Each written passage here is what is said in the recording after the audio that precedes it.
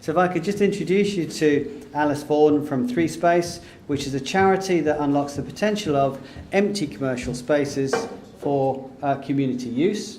And Joe Gray from Somewhere To links individuals to free space that helps people get great ideas off the ground. So, well-being, what do you think? Is what you do linked to well-being? Yeah, so thanks for the kind introduction, and hello everybody, it's great to be here. Thanks for having us. Somewhere To enables 16 to 25-year-olds to get into free space in order to develop their own ideas. And that is fundamentally linked to well-being because it gives young people the opportunity to do what they love, essentially. Linked to self-esteem and all those sorts of things. Absolutely, without question. Yeah. And we had an interesting chat just before we came up, talking about stats versus stories. We're funded by the Big Lottery Fund, and so stats are a very important part of our delivery, and they always will be. But stories are as important, if not more important, to ensure that those stats are backed up with some human interest, and well-being is a huge part of that. So yeah. Hi, thank you very much for the introduction. So 3Space is a charity set up specifically to unlock the potential and value of empty or underutilised commercial properties. So we kind of act as a middleman between the landlords who have empty properties and charities, non-profits, community groups who want to use these spaces for pop-ups. We don't focus on retail. In fact, it's the one thing that we don't let people do in our spaces. And that's because we quite firmly believe that if you have an idea and you're given a space for free, people are able to come up with really exciting things. And often that means that people are able to take a chance or take a risk, which is something they might not be able to do normally if they're working for a charity or a startup. Perhaps funds are limited and things like that. Yeah. And certainly I think what we've seen in the past is it allows organisations to kind of expand their services and perhaps gain confidence in what they're trying to achieve, and certainly in terms of the people who benefit from the end users of whatever services they're running in the empty spaces. It's certainly providing some good for them too. Yeah. One of the takeaways from me from the day so far, there was this morning session where I think it was Ross was put a billboard up and he got a very short note from somebody, here are the keys, you've changed my life. You must hear stories like this? Absolutely, yeah. It's those success stories that really sort of, bring to life a service like Somewhere To. I'm working at the moment with some young guys who run a bike maintenance social enterprise. So they have a great connection with the Metropolitan Police. They get all bikes that have been stolen or reclaimed after a certain amount of time. Those bikes are able to be dealt with, disposed of, or given to a project, and they're given to Your Bike from 4 police forces across London. They have just recently accessed space long term in Poplar, and they are 19 and 20-year-old young men who are completely buzzing, and they're gonna kill it. Look out for them. It's called Your Bike, and the positivity that they are communicating to us, there's huge positivity around their project basically. And it's those success stories, like you say, here are the keys, thanks very much, you changed my life, that sort of thing, which really brings it all to life and makes it Alice, worthwhile. do you have stories like that? Yeah, very much so. We at 3Space we call it the warm and fuzzies. Yeah. When you show someone around a space and they ask you how much it's going to cost to rent for the week, and you say no, it's free.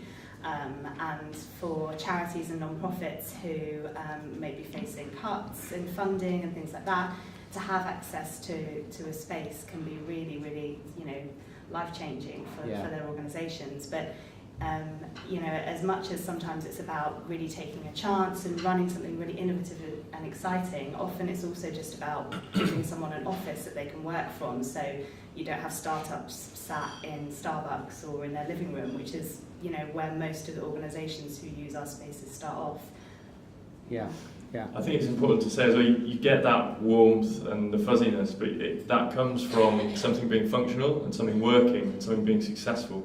And working with 16 to 25-year-olds, being in London, we don't have to chase those guys. These are precocious, ambitious young people who've got big ideas and need that support that we're able to offer. So it might be through a lack of confidence or capital or contacts, mainly those last two, capital and contacts, that they're struggling to get their ideas off the ground.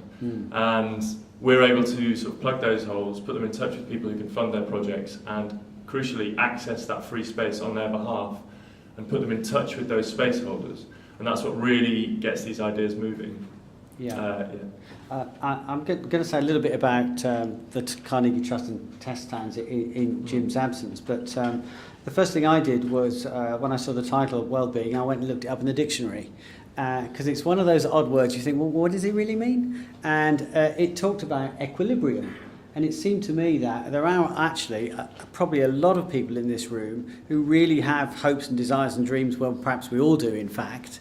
And what you're doing is putting some of the resources there to enable those hopes, desires and dreams to be met. And that, for me, is delivering well-being. And the Carnegie Trust tried to do that. Their Test Towns programme, they came to the ATCM summer school 2 years ago and really wowed an audience of hard-bitten town centre managers. I can see one or two in the audience, who take some convincing on things. But what they've done is expanded it this year and gone to a number of towns around the UK, real in Wales, Kirkcaldy in Scotland, a few in England, over in Northern Ireland, and taken a number of units in those locations for a week. And the test town bit is because there are maybe half a dozen pop-ups that pop up. But what goes with it is they give you a bit of a boot camp experience, they give you some training, they talk to you about marketing, and you actually only trade for maybe 24 or 48 hours. And then maybe that's the stage when you then come on and think, I'd like to do a longer pop-up.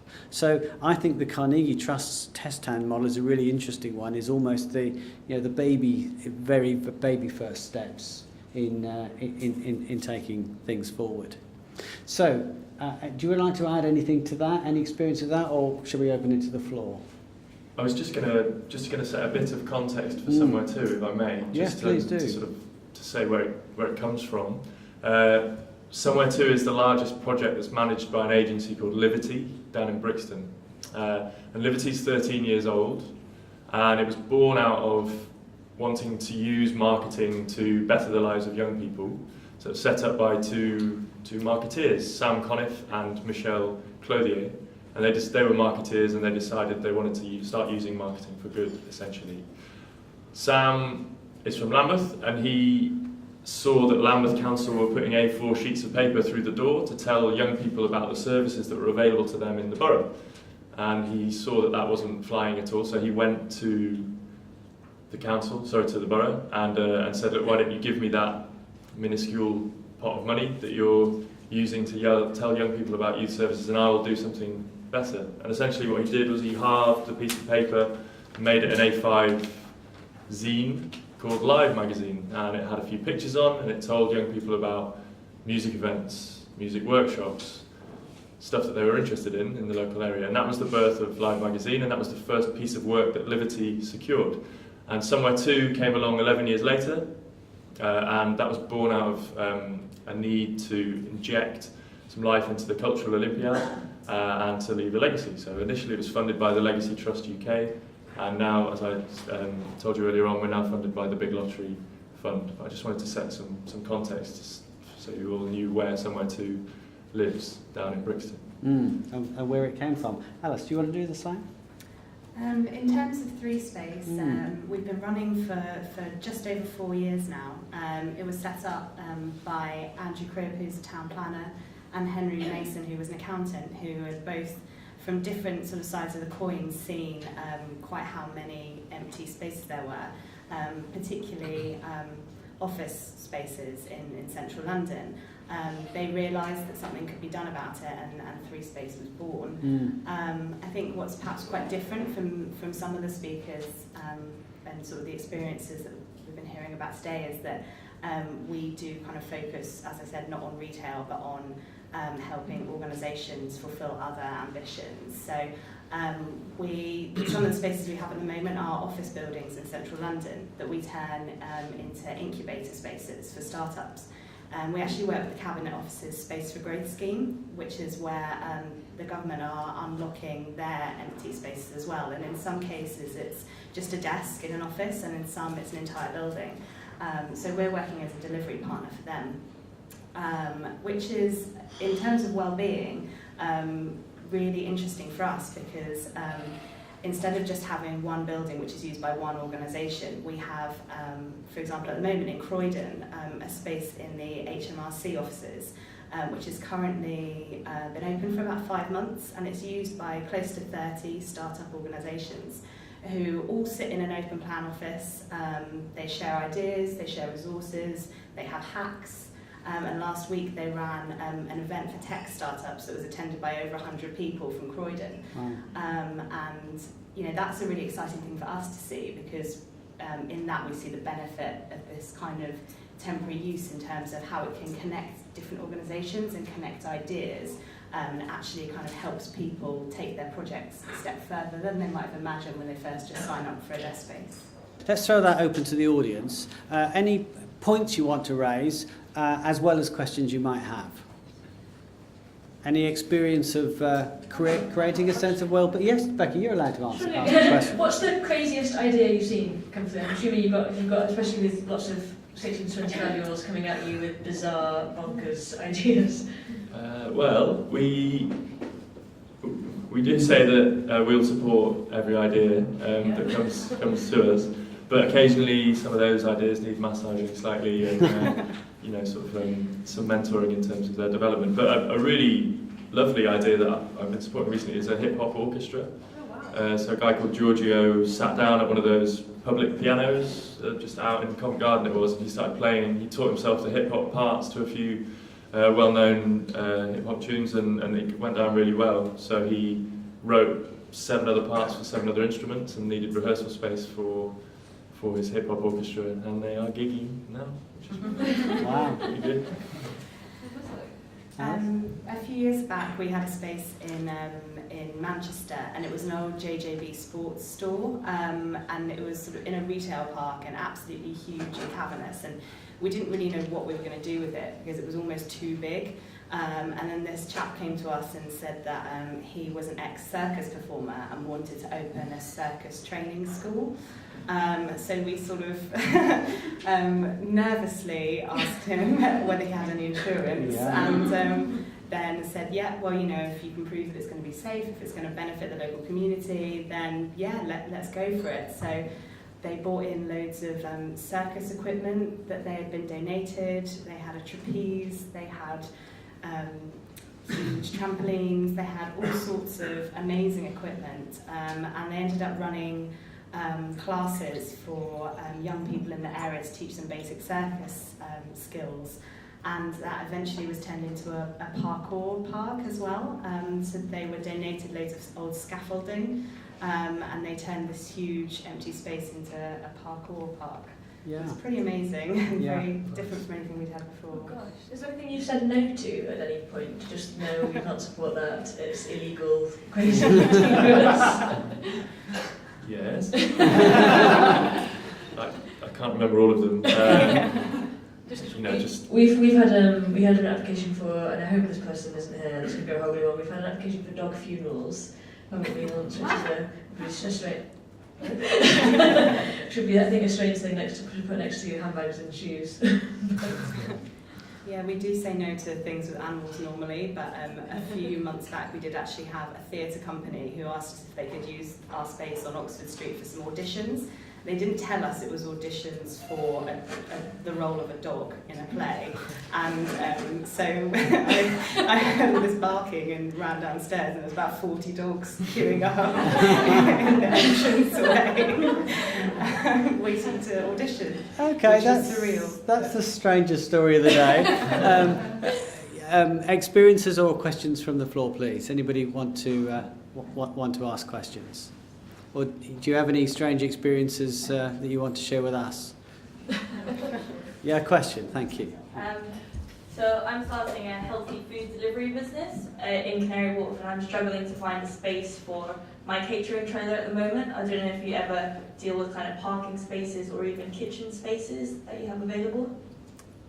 We do deal with kitchen spaces, not parking spaces.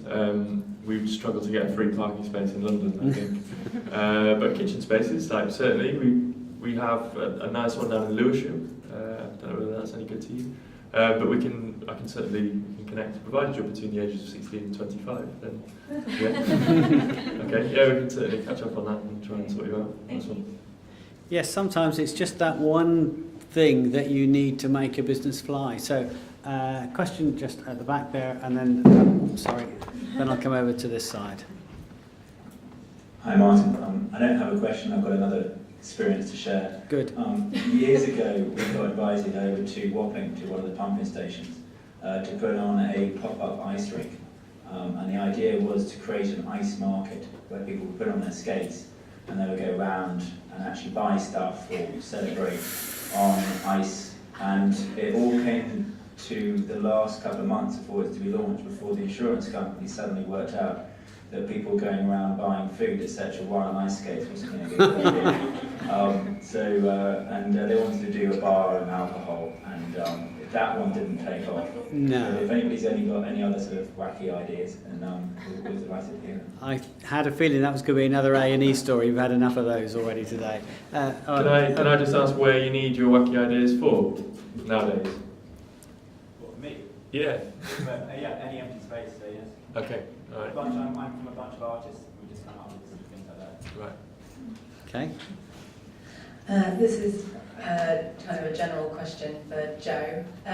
If you're 25 and need help or assistance, if we speak to you guys when I'm 25, what happens when I turn 26? Right, will there still be support? Yeah, of course. Like you're part of the Somewhere To family. But I mean, strictly speaking, we're unable to sort you out of space anymore. You've got to draw the line somewhere. But you become, depending on what you've done, with Somewhere To, you might become a Somewhere To champion, or maybe just a member of the Somewhere To alumni, or someone who's affiliated with Somewhere To, and you'd be more than welcome to be involved ongoing, but just not through the offer of space. I mean, what happens often is that people who have had a positive association with Somewhere To want to remain involved. They want to start delivering training, workshops in Somewhere To spaces on behalf of Somewhere To young people. And there are opportunities for those who have been involved with Somewhere To in the past to be taken on a freelance basis to start delivering pockets of activity. We're UK-wide, so there are loads of opportunities to be involved across the UK. A real success story, we've got a guy called Ashley Ward who's delivering for us at the moment down in Brighton, who is an artist, needed space to exhibit, got in touch with us, we sorted him out with space, and then he set up a company called PopUp Britain because it went so well, and now he's employed as a Somewhere To freelancer, delivering Somewhere To on our behalf through his PopUp Brighton networks in Brighton. That's what we'd like to happen for as many young people as possible who come through the project, as it were. Which makes me think there's actually probably quite a lot of experience in the room here, people who've done things, gone well, maybe didn't go quite so well, and maybe there's an opportunity for a bit of mentoring. I'm not sure. Do you welcome those types of people? Absolutely. Yeah. You mean like sort of experience in the room to be sort of offered up to young people? Yeah, why absolutely. not? Yeah. Alice, what do you think? Would you welcome people who volunteer to be mentors? Definitely. What we find more often than not is that the people who want to run projects in our spaces are always in need of a little bit of help. Yeah. And we often try to connect people through our sort of existing network, and often when we do have organisations sharing space, we get a lot of kind of sharing of resources and knowledge and things like that anyway, which is all part of what we try and achieve. Super. Question here, please. Thanks. Yeah, sort of builds a bit on what you've just said, but going in from the well-being piece, thinking about sort of loneliness is a big issue for us all, and thinking about people with learning disabilities, and is there ways that either case studies or ways that we could accelerate some of that intergenerational connections and people with learning disabilities getting involved in some of these great schemes? The use of hub spaces is actually something that we're looking at piloting at the moment in Poplar, and I ran an insight session only on Tuesday with some young people in Poplar who brought up that very issue as something that was a great concern to them, that lack of intergenerational interaction. And to be able to open a hub space somewhere where people feel safe and welcome and not obliged to do anything in particular, but just to come and exist, was deemed to be an extremely positive thing by those young people in that room. So that's certainly something that we're looking at, not with a specific angle on learning difficulties or learning disabilities or anything in particular, or necessarily intergenerational interaction, but all of those things will be sort of dealt with organically, I think, just purely through opening a space that's accessible to a community.